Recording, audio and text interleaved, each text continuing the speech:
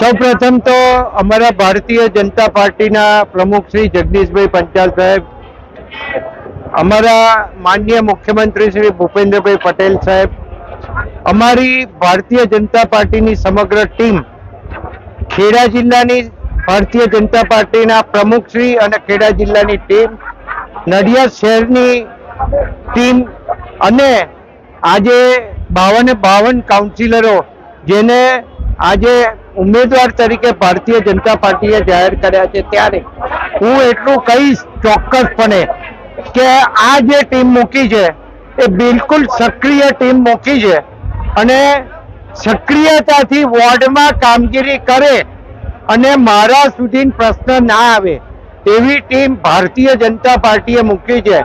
એટલે સૌપ્રથમ તો હું તમામ અમારા વડીલોને અભિનંદન આપું છું કે અમને આવી ટીમ એમને ઉમેદવાર તરીકે આપી છે અને અમારો ગોલ એવો રહેશે કે આ 52 ઉમેદવાર જીતે એવા અમારા સંપૂર્ણ પ્રયત્નો છે અને અમે જીતાડીશું. અને એ પણ કહું કે આ નડિયાદનો વિકાસ આજે 20 વર્ષ પહેલા નડિયાદ શું હતું અને આજે નડિયાદ શું છે એ લોકો જાણે છે. અને છેલ્લા 1.5 વર્ષની અંદર કોર્પોરેશન બન્યા બાદ જે વિકાસના કામો મંજૂર થયા છે એ પ્રગતિ હેઠળ છે.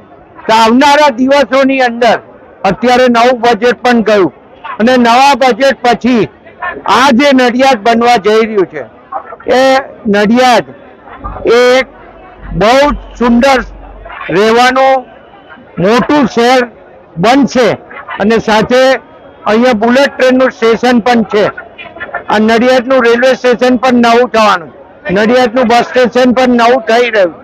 તો આ બધું જ કુલ મળીને ભેગું કરીએ તો એટલા મોટા પ્રોજેક્ટો છે જેના લીધે પ્રજાને ખબર છે કે પ્રજા કોણ કામ કરે છે અને કોણ કામ નથી કરતું, કોણ વાર્તાઓ કરે છે અને ખાલી સોશિયલ મીડિયા ઉપર એક્ટિવ રહી અને પોતે કરાવતા હોય એવા જે પ્રયત્નો કરે છે એ તમામ લોકોને આ નડિયાદની પ્રજા જડબાતોડ જવાબ આપવાની છે એવું ક્લિયર કટ દેખાઈ રહ્યું છે. અને અમારી 52 જણની ટીમ સંપૂર્ણ એક બનીને નેક બનીને ભારતીય જનતા પાર્ટીને વફાદારીથી બધા 52 ઉમેદવાર જીતે એવા સૌ કાઉન્સિલરો પ્રયત્ન કરવાના છે. આજે નડિયાદ મહાનગરની પ્રથમ વખત નગરપાલિકામાંથી મહાનગર બન્યું છે અને મહાનગરના 13 વોર્ડના 52 ઉમેદવારો આજે એક સાથે ઉમેદવારી પત્ર ભરવા જઈ રહ્યા છે. એટલો ઉત્સાહ દેખાઈ રહ્યો છે કે પ્રથમ વખત મહાનગર બની રહ્યું છે અને આટલા 52 ઉમેદવારો એક સાથે ફોર્મ ભરી રહ્યા છે. આવનારા સમયમાં અમે મહાનગરનો આપણા વડાપ્રધાન નરેન્દ્રભાઈ મોદી સાહેબના અને ગુજરાતના મુખ્યમંત્રી માન્ય ભૂપેન્દ્રભાઈ પટેલ સાહેબના નેતૃત્વમાં જે પ્રકારે વિકાસ થઈ રહ્યો છે એ જોતા નડિયાદ મહાનગરમાં 52 ઉમેદવારો ભારતીય જનતા પાર્ટીના જીતશે. નડિયાદના નગરજનોનો એટલો ઉત્સાહ છે કે મહાનગરમાં પ્રથમ વખત સ્પષ્ટ બહુમતીથી કેસરીઓ લહેરાશે. એ જ પ્રકારે આજે તમામ નડિયાદના નગરજનો સાથે અમારા 52 ઉમેદવારો, નડિયાદના સિનિયર ધારાસભ્ય માન્ય પંકજભાઈ દેસાઈ અને સૌ અમારા સંગઠનના હોદ્દેદારો સાથે આજે નડિયાદ મહાનગરના 52 ઉમેદવારો ઉમેદવારી પત્ર ભરવા જઈ રહ્યા છે. મને વિશ્વાસ છે કે નડિયાદમાં મહાનગરમાં ભગવો લહેરાશે.